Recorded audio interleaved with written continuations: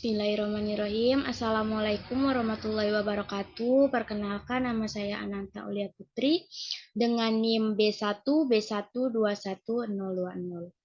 Saya dari Prodi Ilmu Pemerintahan Fakultas Hukum Universitas Jambi angkatan 2021. Baiklah, di sini saya akan membuat video berupa penjelasan tentang asas-asas pemerintahan guna memenuhi ujian tengah semester mata kuliah pemerintahan daerah yang diampuh oleh Bapak Alfa Beriansyah, SIP, MIP. Untuk mempersingkat waktu, saya akan menjelaskan beberapa asas-asas pemerintahan.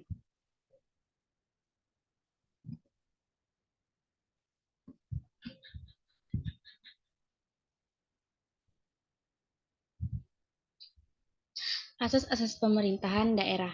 Dalam penyelenggaraan pemerintahan daerah tidak terlepas dari penyelenggaraan pemerintahan pusat. Karena pemerintah daerah merupakan bagian dari penyelenggaraan pemerintahan negara. Dengan demikian, asas penyelenggaraan pemerintahan berlaku juga dalam penyelenggaraan pemerintahan daerah, termasuk asas-asas penyelenggaraan pemerintah daerah sesuai dengan ketentuan peraturan-peraturan tentang pemerintahan daerah. Nah, dari sisi bentuk negara, maka pada prinsipnya Indonesia merupakan suatu negara dengan bentuk negara kesatuan. Sebagai negara kesatuan tentunya mengakui keberadaan dari pemerintahan daerah dalam sistem pemerintahan negara kesatuan Republik Indonesia.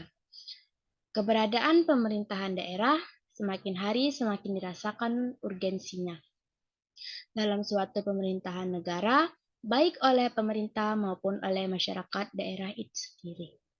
Tarik ulur pembagian kewenangan antara pemerintah pusat dan pemerintahan daerah juga semakin kuat, kompleksnya, dan dinamis. Oleh karena itu, suatu negara dengan bentuk kesatuan seperti negara Indonesia ini pada umumnya terdapat komponen pemerintahan daerah. Pada hakikatnya, pemerintahan daerah di Indonesia merupakan bagian yang tidak terpisahkan dari sistem pemerintahan nasional.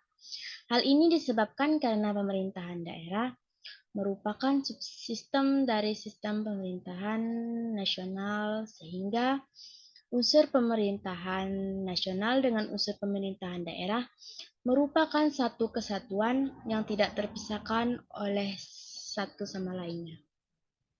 Nah, khususnya dalam kerangka Negara Kesatuan Republik Indonesia.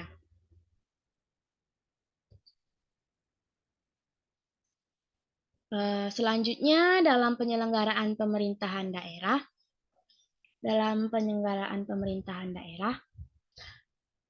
tidak terlepas dari penyelenggaraan pemerintahan pusat karena pemerintahan daerah merupakan bagian dari penyelenggaraan pemerintahan negara. Dengan demikian, asas penyelenggaraan pemerintah daerah termasuk asas-asas penyelenggaraan pemerintah daerah sesuai dengan ketentuan peraturan-peraturan daerah.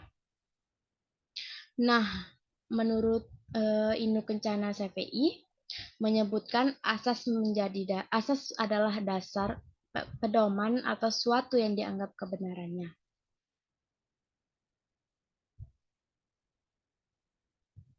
Nih ya, dan asas juga merupakan dasar sesuatu, pedoman atau sesuatu yang dianggap kebenaran yang menjadi tujuan berpikir dan prinsip yang menjadi pegangan.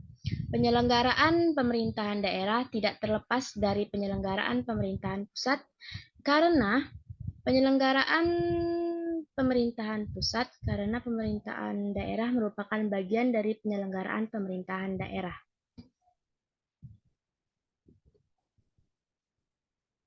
Nah, selanjutnya dengan demikian yang menjadi asas pemerintahan seperti ideologi suatu bangsa, falsafah hidup, dan konstitusi yang membentuk sistem pemerintahan. Begitu pula Talizi dalam Inu Kencana Syafi'i menyebutkan pengertian asas pemerintahan yang berlaku secara umum sebagai berikut, yaitu secara umum dapat dikatakan bahwa asas pemerintahan tercantum di dalam pedoman-pedoman peraturan-peraturan. Nah, dalam penyelenggaraan pemerintahan yang baik pada pemerintahan pusat dan pemerintahan daerah, pemerintahan harus berpedoman pada asas atau prinsip umum penyelenggaraan pemerintahan. Oleh karena itu, wilayah negara Republik Indonesia sangat luas serta penduduk beragam, sehingga pemerintahan yang baik dilaksanakan secara seragam untuk wilayah Republik Indonesia. Nah, tindakan tersebut mengeluarkan keputusan tata usaha negara yang mengakibatkan kerugian bagi masyarakat itu sendiri. Setelah itu, asas-asas pemerintahan yang baik menjadi satu alasan gugatan. Asas-asas pemerintahan yang baik merupakan sendi dalam mewujudkan pemerintahan yang baik negara Indonesia berdasarkan atas hukum.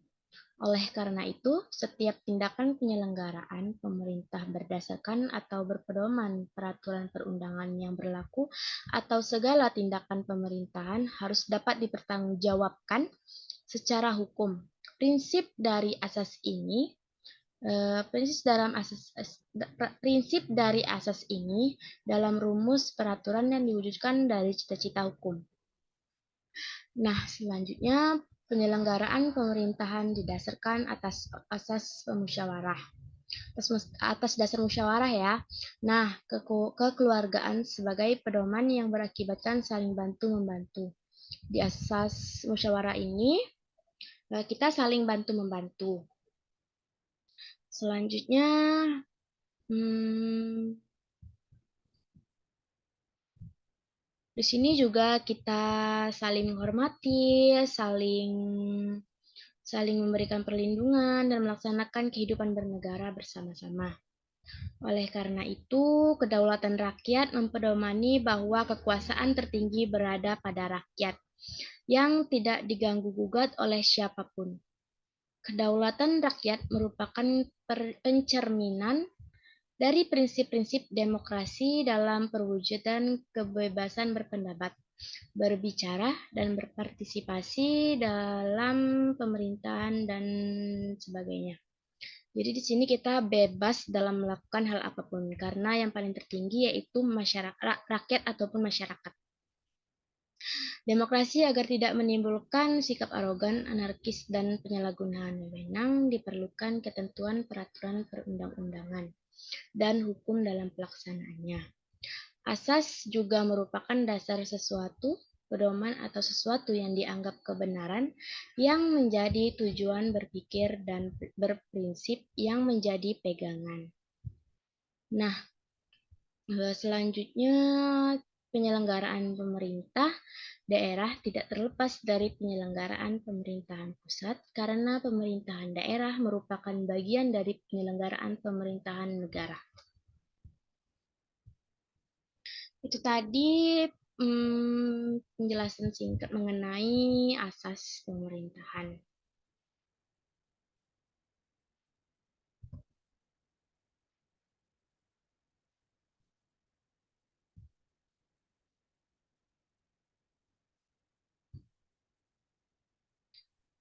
Dan kita masuk ke pokok inti asas-asas pemerintahan daerah. Itu ada 4, bisa kita lihat di sini. Yang pertama sentralisasi, yang kedua dekonsentrasi, yang ketiga desentralisasi, dan yang keempat tugas pembantu. 4 ini termasuk ke dalam asas pemerintahan daerah yang akan kita bahas dan masuk ke pokok intinya.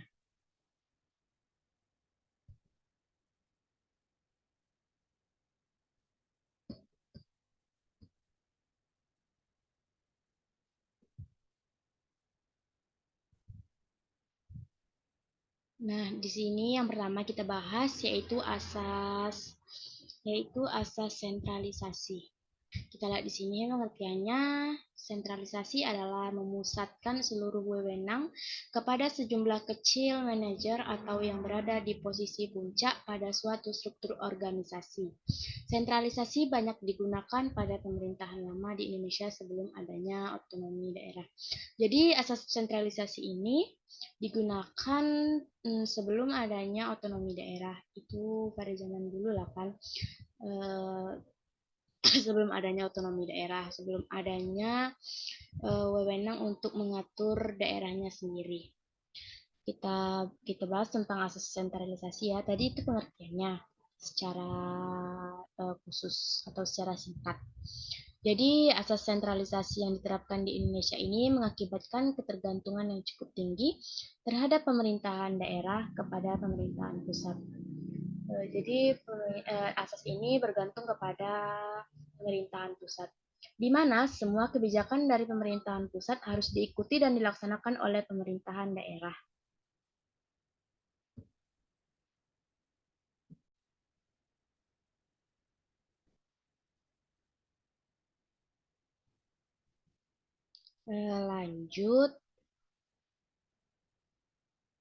Lanjut, di sini kemudian kondisi seperti itu menimbulkan rasa tidak puas dari pemerintah daerah karena merasa dikekang oleh pemerintah pusat. Selain itu, hilangnya keleluasaan dari pemerintahan daerah dalam bertindak untuk mengambil keputusan penting serta tidak adanya inovasi dalam mengelola sendiri kekayaan yang ada pada daerah tersebut.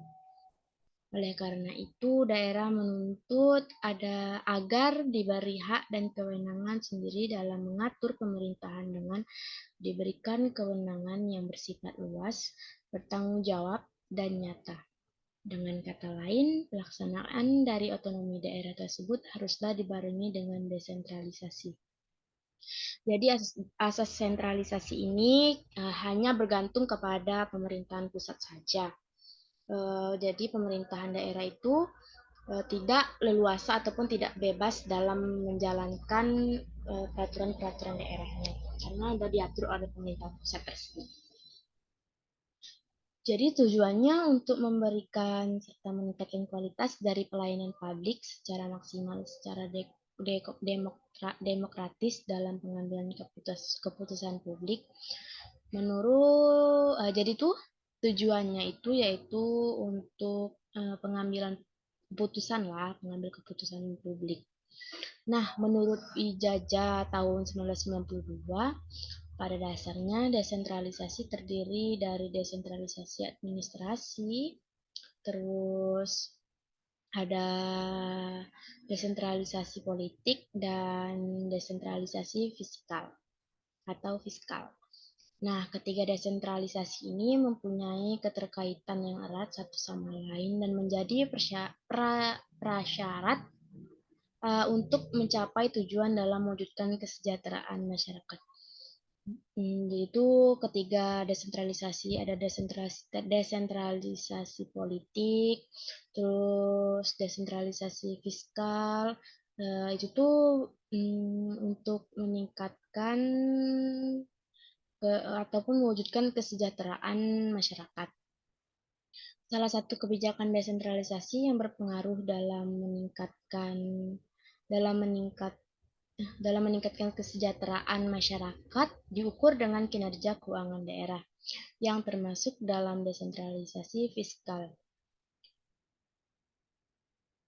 Nah, desentralisasi ini mempunyai kebijakan yaitu salah satunya yang berpengaruh dalam meningkatkan kesejahteraan masyarakat yang diukur dengan kinerja keuangan daerah yang termasuk dalam desentralisasi fiskal. Perwujudan desentralisasi fiskal dapat melalui pemberian bantuan atau transfer kewenangan berupa keuangan dari pemerintahan pusat kepada pemerintah daerah dalam menjaga stabilitas ekonomi dan pertumbuhan ekonomi.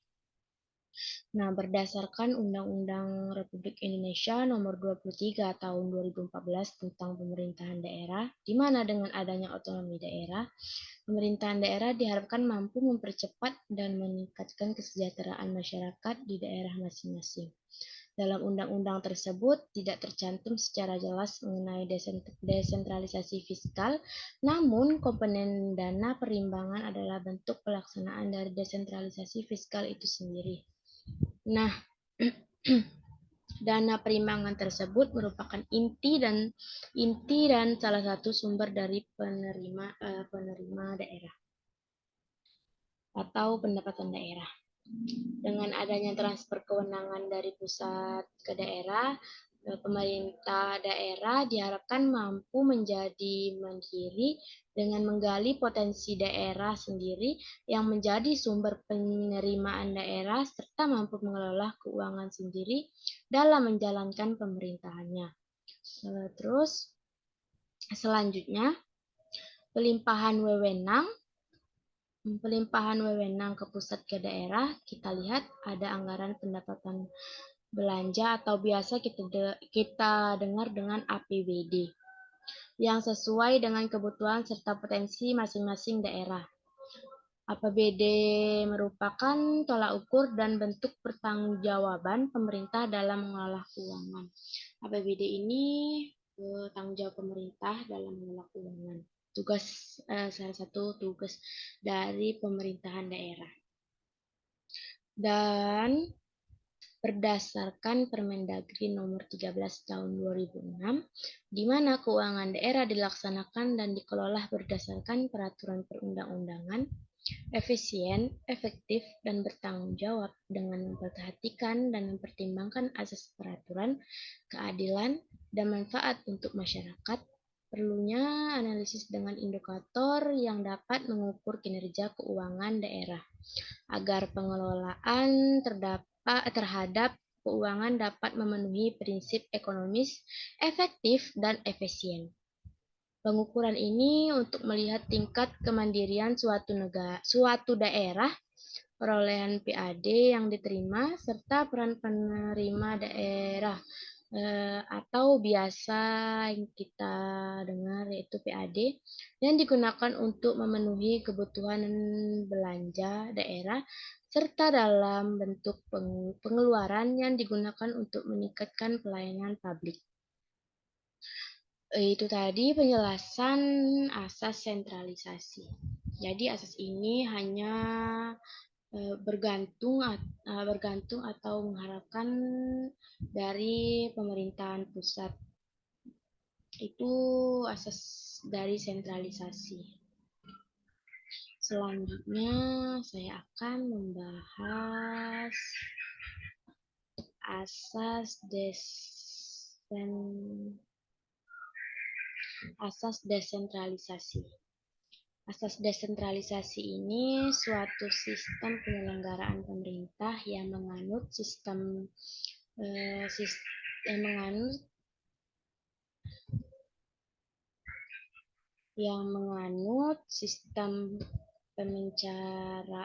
pemencaraan secara vertikal atau dikenal dengan istilah desentralisasi.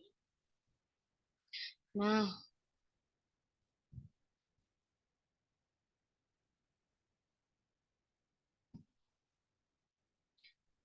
di sini yang berarti desentralisasi merupakan pembagian kewenangan kepada pemerintah daerah bahwanya dalam bentuk penyerahan kewenangan. Pembagian kekuasaan ini melahirkan suatu sistem pemerintahan yang bersifat otonom, di mana kekuasaan negara terbagi antara pemerintahan pusat di satu pihak dan pemerintahan daerah di pihak lainnya. Itu tadi pengertian asas desentralisasi secara singkatnya. Nah, penjelasan asas desentralisasinya akan kita bahas bersama-sama di sini. Suatu sistem asas desentralisasi ini suatu sistem penyelenggaraan pemerintahan yang menganut sistem perencanaan secara vertikal, dikenal dengan istilah desentralisasi tadi nih.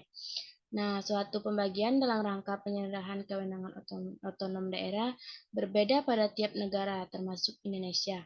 Jadi itu dia berbeda tuh setiap negaranya, termasuk juga Indonesia. Sistem daerah otonomi berdasarkan asas desentralisasi sudah ada sejak berlakunya desentralisasi WIT pada tahun 1903. Jadi ini sudah ada sejak asas ini sejak tahun 1903. Bahkan sebelum ini sudah dikenal lembaga asli Indonesia yang mengurus rumah tangganya sendiri di daerah seperti pemerintahan desa dan pemerintahan swapraja. Desentralisasi ini kemudian mengalami perubahan dengan berlakunya Best-Reforming tahun 1922. Istilah desentralisasi berasal dari Latin yang berarti D dan yang berarti lepas dan sentrum yang berarti pusat. Jadi itu pada tahun 1922 mengalami perubahan nama mengalami perubahan dengan bukan berubah nama, namun perubahan dengan berlakunya, yaitu dengan sebutan Base to Heartwarming. Nah, sehingga desentralisasi berarti melepaskan dari pusat, perangkat pelaksanaannya adalah perangkat daerah itu sendiri. Pada asas desentralisasi ini tidak lagi seperti asas sentralisasi tadi, hanya bergantung kepada pemerintah pusat. Namun di sini asas desentralisasi yang kita lihat tadi sudah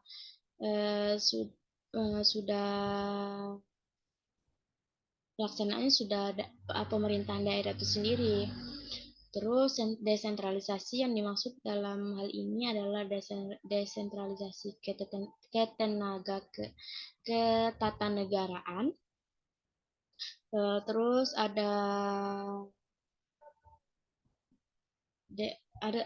saya ulangi, ada desentralisasi ketatanegaraan, bukan desentralisasi secara administratif seperti halnya dekonsentrasi. Itu pendapat dari Philippus. Nah, pendapat dari M. John mengatakan bahwa desentralisasi sendiri berarti wewenang untuk mengatur dan mengurus urusan pemerintahan tiap semata-mata dilakukan oleh pemerintahan pusat, melainkan dilakukan juga oleh satuan-satuan pemerintahan yang lebih rendah. Selanjutnya, baik dalam bentuk suatu teritorial maupun fungsional. Satu satuan pemerintah yang lebih rendah diserahi dan dibiarkan mengatur dan mengurus sebagian urusan pemerintahan. Tujuan desentralisasi antara lain meringankan beban pekerjaan pemerintahan pusat. Jadi dampak positif dari asas desentralisasi ini yaitu meringankan beban dari pemerintahan pusat. Karena di sini pemerintah bukan tugas fokus dari pemerintahan pusat saja, namun pemerintahan daerah juga mengatur daerahnya itu sendiri. Nah, desentralisasi ini mengalihkan berbagai tugas dan pekerjaan pemerintahan pusat kepada pemerintah daerah. Desentralisasi tidak semata-mata pemberian kewenangan, tetapi juga pembagian kekuasaan untuk mengatur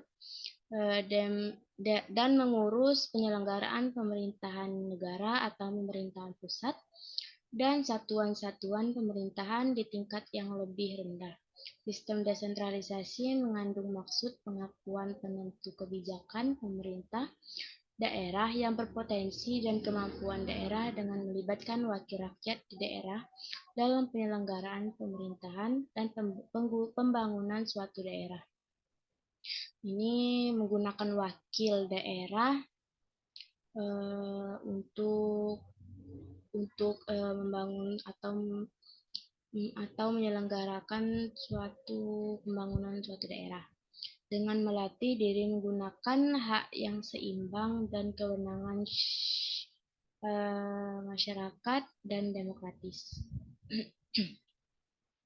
Selanjutnya, pengertian umum desentralisasi ini adalah setiap bentuk atau tindakan pemberian kekuasaan atau wewenang dari suatu organisasi, jabatan, atau pejabat. Saya ulangi, pengertian umum desentralisasi adalah setiap bentuk atau tindakan pemberian kekuasaan atau wewenang dari suatu organisasi, jabatan, dan pejabat. Nah, sementara itu menurut Undang-Undang Nomor 32 Tahun 2004 dalam pasal 1-7 menyatakan bahwa desentralisasi adalah penyerahan wewenang pemerintahan kepada daerah otonom untuk mengatur dan mengurus urusan pemerintahan dalam sistem negara kesatuan Republik Indonesia.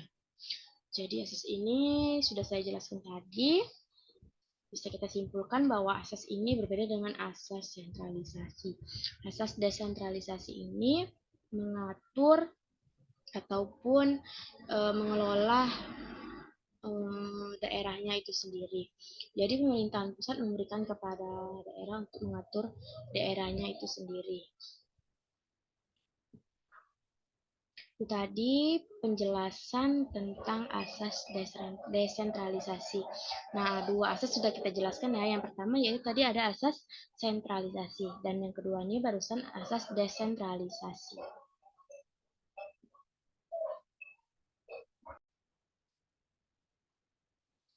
Nah, asas yang ketiga yaitu asas dekonsentrasi. Asas ini berdasarkan maaf.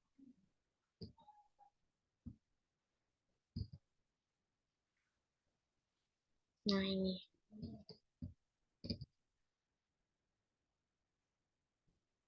asas dekonsentrasi. Nah, kita lihat di sini pengertiannya adalah sebuah kegiatan penyerahan berbagai urusan dari pemerintahan pusat kepada badan-badan lain, sumber lain, menjelaskan bahwa dekonsentrasi itu merupakan pelimpahan wewenang dari pemerintah kepada gubernur sebagai wakil pemerintah atau kepada instansi vertikal di wilayah tertentu. Itu tadi pengertian dekonsentrasi. Nah, secara jelasnya lagi kita bahas berikut. Berdasarkan ketentuan pasal 1-8 Undang-Undang Nomor 32 Tahun 2004 tentang Pemerintahan Daerah, menyatakan bahwa dekonsentrasi adalah pelimpahan wewenang pemerintahan oleh pemerintah pusat kepada pemerintah daerah atau gubernur di sini sebagai wakil ataupun kepada instansi vertikal di wilayah tertentu. Dekonsentrasi merupakan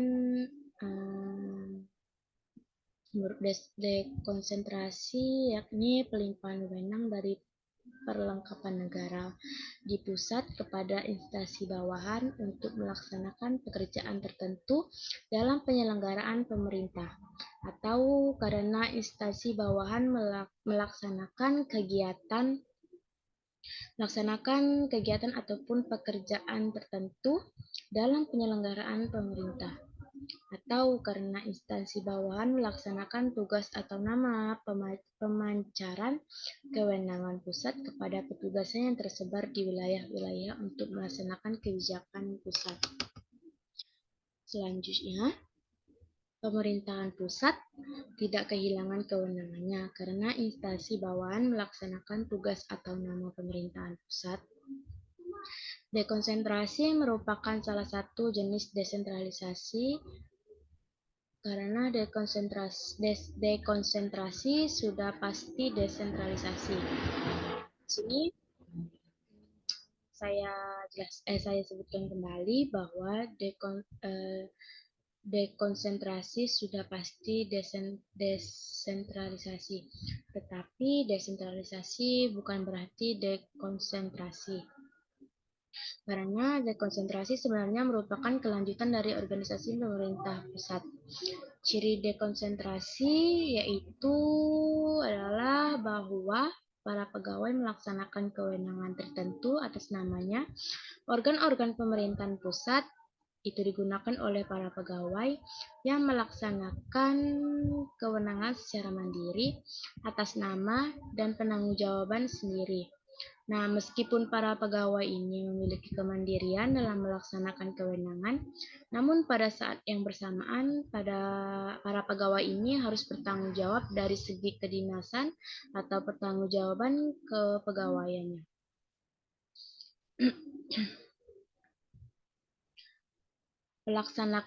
Pelaksanaan asas dekonsentrasi ini diletakkan pada wilayah provinsi dalam kedudukannya sebagai wilayah administrasi untuk melaksanakan kewenangan pemerintah yang dilimpahkan kepada gubernur sebagai wakil pemerintah di wilayah provinsi. Nah, gubernur sebagai wakil dari wilayah provinsi berfungsi sebagai wakil pemerintahan di provinsi.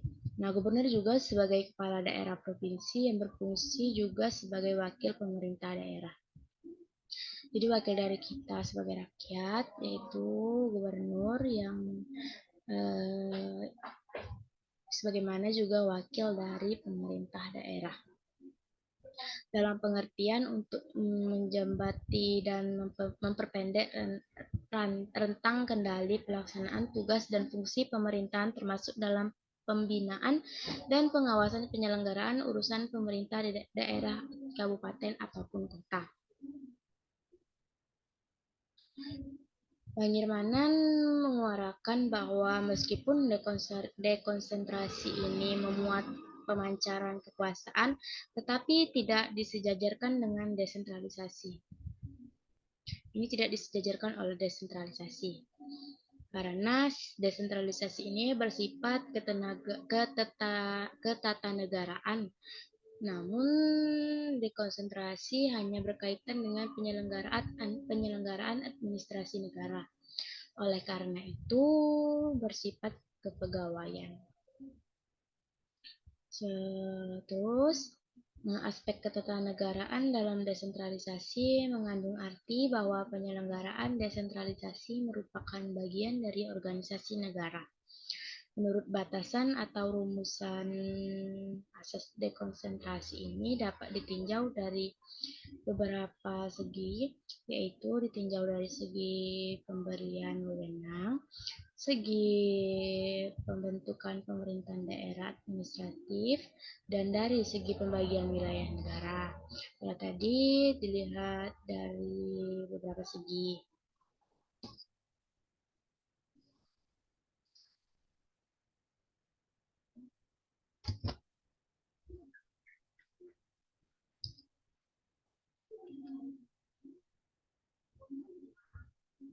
Selanjutnya, ditinjau dari segi pemberian wewenang, asas dekonsentrasi.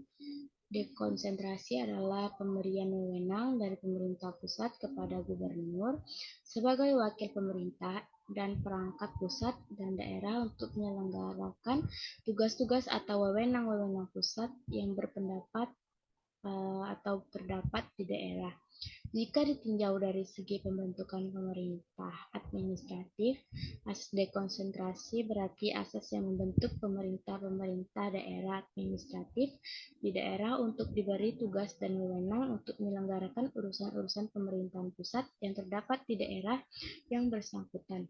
Nah, apabila dilihat dari segi pembagian wilayah negara, asas dekonsentrasi akan membagi wilayah-wilayah negara menjadi daerah pemerintah administratif. Itu tadi penjelasan dari asas dekonsentrasi yang ketiga. Jadi di sini kita sudah membahas 3 asas pemerintah. Yang pertama tadi asas sentralisasi, yang kedua asas desentralisasi, dan yang ketiga asas dekonsentrasi. Ada satu asas lagi, yaitu sebentar.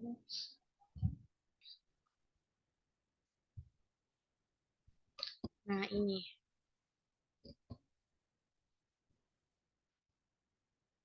tugas pembantu. Ini yang terakhir ya, yaitu tugas pembantu. Tugas pembantu di sini adalah penugasan dari pemerintah kepada daerah dan desa, dan dari daerah ke desa untuk melaksanakan tugas tertentu yang disertai pembiayaan, sarana dan prasarana, serta sumber daya manusia dengan kewajiban melaporkan pelaksanaannya dan mempertanggungjawabkan kepada yang menugaskan. Itu tadi pengertian tugas pembantuan.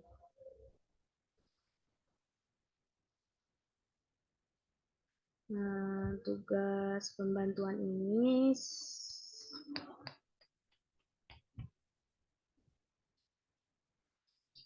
jadi tugas pembantuan ini di samping asas desentralisasi dan dekonsentrasi dalam penyelenggaraan pemerintahan daerah di Indonesia juga dikenal Matt Wayne Medewen dengan atau tugas pembantu. Di Belanda, Medebewin diartikan sebagai pembantu penyelenggaraan kepentingan-kepentingan dari pusat atau daerah-daerah yang tingkatnya lebih atas oleh perangkat daerah yang lebih bawah. Dan menurut Bangirmanan, tugas pembantu diberikan oleh pemerintah pusat atau pemerintah yang lebih atas kepada pemerintah daerah di bawahnya, berdasarkan undang-undang. Oleh karena itu, Medebewin sering disebut serta tentra atau tugas pembantu. Serta tentra atau tugas pembantu.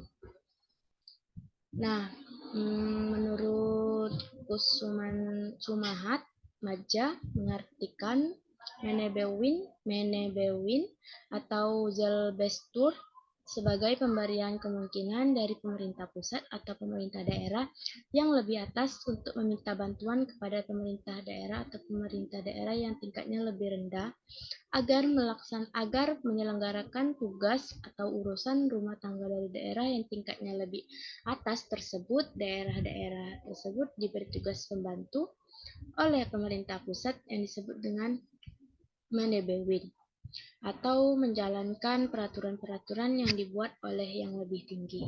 Jadi pemerintah yang lebih tinggi itu, pemerintah pusat atau pemerintahan yang lebih tinggi itu memberikan tugas kepada pemerintah bawah. Seperti pemerintah pusat memberikan tugas kepada pemerintah daerah gitu. Nah, dalam menjalankan Medebewin tersebut, urusan-urusan yang diselenggarakan pemerintah daerah masih tetap merupakan urusan pusat atau daerah yang lebih atas, tidak beralih menjadi urusan rumah tangga daerah yang diminta bantuan. Jadi, pemerintah pusat itu atau pemerintah yang lebih tinggi dari pemerintah yang bawah tadi, itu masih itu tadi urusan yang kita kasih kepada pemerintahan bawah yang lebih rendah tadi itu masih tetap menjadi urusan pemerintah yang lebih tinggi tadi. Nah, di situ tidak beralih tugas urusan rumah tangganya ke yang diberikan bantuan tadi kepada pemerintah daerah yang lebih rendah tadi. Terus hanya saja daerah otonom penyelenggaraan bantuan tersebut diserahkan sepenuhnya pada daerah itu.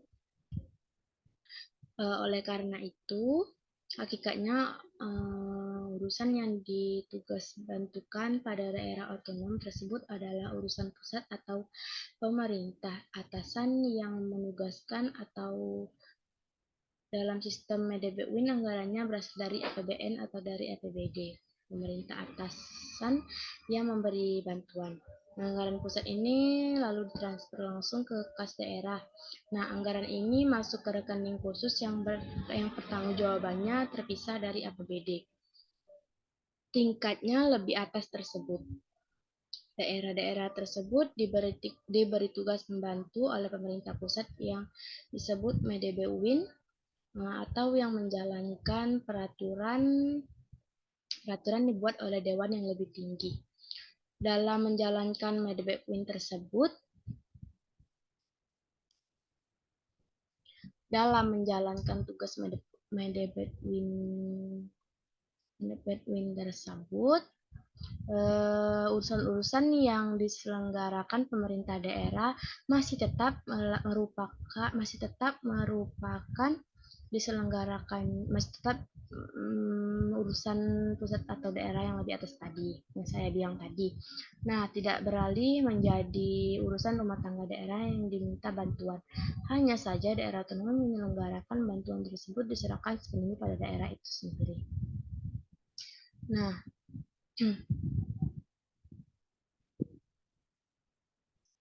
relatif otonom daerah ini disebut dengan istilah Länshaven atau daerah yang memiliki pemerintahan sendiri.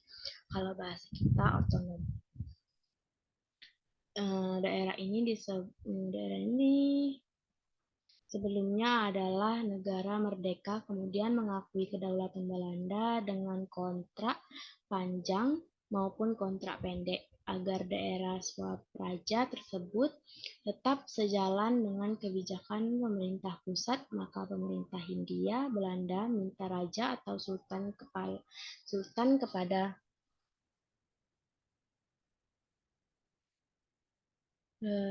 tadi saya ulangi, para raja atau sultan yang melakukan tindakan atau melaksanakan urusan dari pemerintah melaksanakan Medebewin.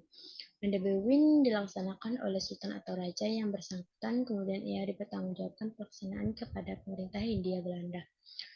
Oke, makin jelas kan pengertian dari DPP seperti yang dipraktikkan pada zaman Belanda. Itulah yang dirujuk oleh Undang-Undang Nomor 5 Tahun 1974. Bukan pengertian Medewin yang disampaikan oleh Quesmanja dan Bagirmanan.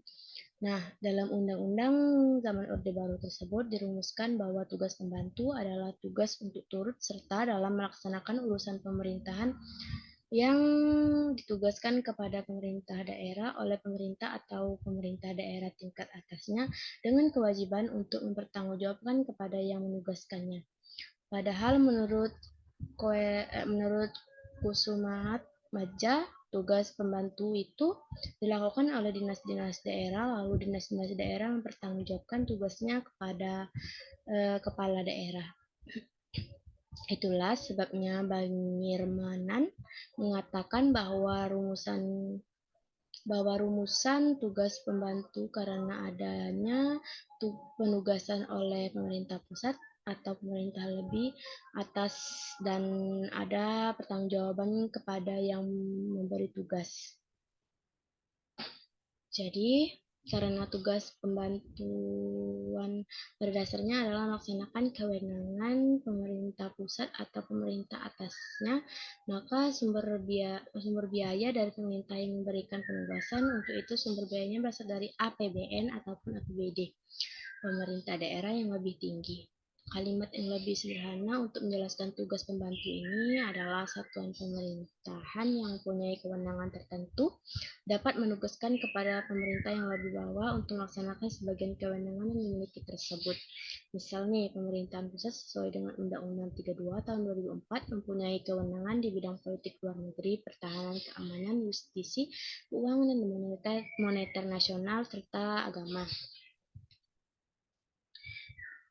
Nah, pemerintah pusat dapat memberi tugas kepada pemerintah provinsi, pemerintah kabupaten atau kota, dan pemerintah desa untuk melaksanakan sebagian kewenangannya tersebut. Selanjutnya, kemudian pemerintah kabupaten kota dapat memberi tugas kepada pemerintah daerah untuk melaksanakan sebagian kewenangannya termasuk tadi ke perangkat desa. Kemudian perangkat daerah atau perangkat desa bertanggung jawab kepada kepala daerah atau kepala desa, dan kepala daerah atau kepala desa bertanggung jawab kepada pihak memberi tugas. Oleh karena itu, tugas pembantuan pada dasarnya adalah melaksanakan kewenangan pemerintah atasan oleh pemerintahan bawahan. Nah, untuk itu sumber biayanya tadi kita lihat dari APBN ataupun dari APBD sesuai dengan pemerintah yang bertugas kepada daerah yang lebih rendah tadi. Oleh karena itu, tugas pembantu pada dasarnya adalah melaksanakan kewenangan pemerintah pusat dan pemerintah atasnya, maka biar sumber itu, nah, sudah jelaskan pengertian dari atau penjelasan dari tugas pembantu. Jadi tugas pembantu itu intinya pemerintah yang lebih tinggi meminta tolong atau memberikan tugas pembantuan ini kepada pemerintah daerah yang lebih rendah atau di bawahnya. Tadi penjelasan dari tugas pembantu. Nah, sudah kita bahas, selesai sudah 4 asas pemerintahan tadi. Jadi kesimpulan dari yang saya jelaskan tadi, yang pertama, negara Indonesia adalah negara kesatuan. Karena itu, kedaulatannya tunggal dalam arti tidak terbagi di antara kesatuan-kesatuan pemerintah di bawahnya. Meskipun demikian, dalam negara Indonesia dibentuk pemerintah daerah yang menerima sebagian kewenangan dari pemerintah. Yang kedua, selanjutnya yaitu sentralisasi adalah pemusatan kewenangan politik dan administrasi di tangan pemerintah pusat yaitu presiden dan para menteri. Dan selanjutnya penyerahan kewenangan politik dan administrasi oleh jenjang pemerintahan pusat kepada pemerintah daerah tersebut.